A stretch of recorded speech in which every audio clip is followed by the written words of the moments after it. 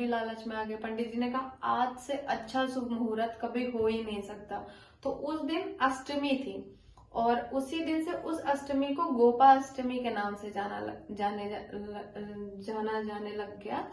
तो क्या हुआ कि उन्होंने फिर पूजा की प्रक्रिया बताई कि आप ये पूजा करके फिर गाय चराने जा सकते हो और इस दिन जो गाय की पूजा करेगा उसकी हर एक मनोकामना पूर्ण होगी।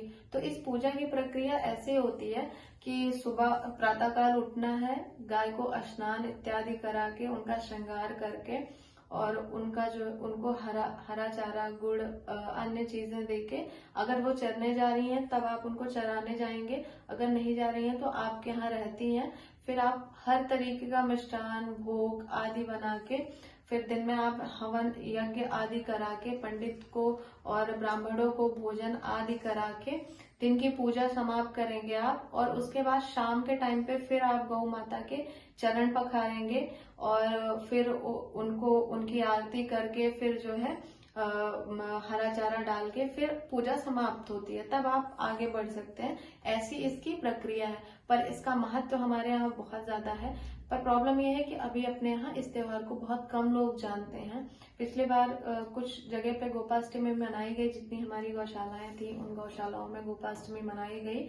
तो कुछ लेकिन वो सिर्फ खाना पूर्ति के लिए किया गया था, इसलिए कि वो सरकारी नहीं, वो चीजें ठीक है। वो एक्चुअल में ये सारी चीजें इंटरेस्ट से बढ़ती है या फिर नॉलेज की वजह से बढ़ती है।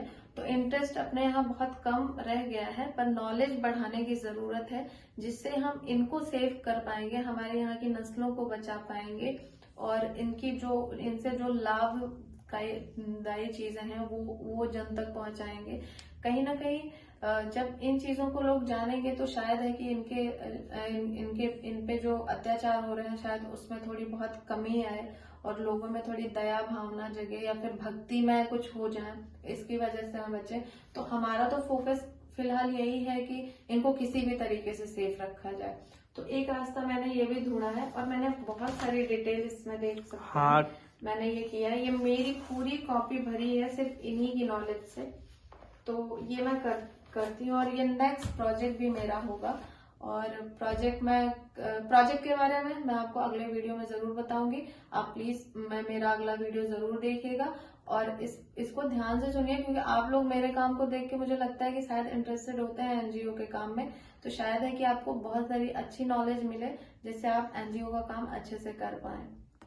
सब्सक्राइब के लिए बोल दिया करिए, बहुत कंजूसी हो रही हाँ है। प्लीज सब्सक्राइब, अगर सब्सक्राइब नहीं भी कर रहे हैं तो प्लीज लाइक करना मत भूलिए, ये मेरी रिक्वेस्ट है आपसे।